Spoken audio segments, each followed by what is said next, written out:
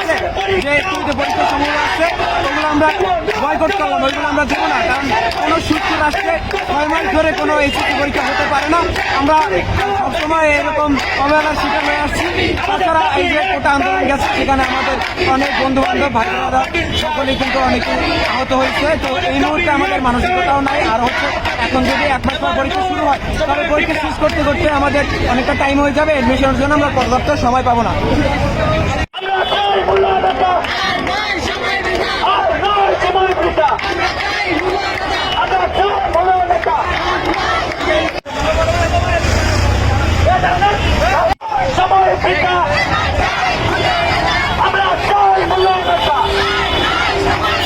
আমাদের দাবি একটাই, পরীক্ষা বাতিল চাই।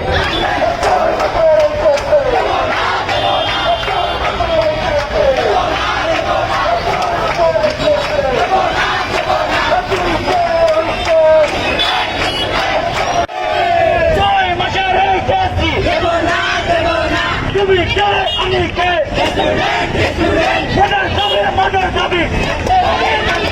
মানতে হবে, মানতে হবে।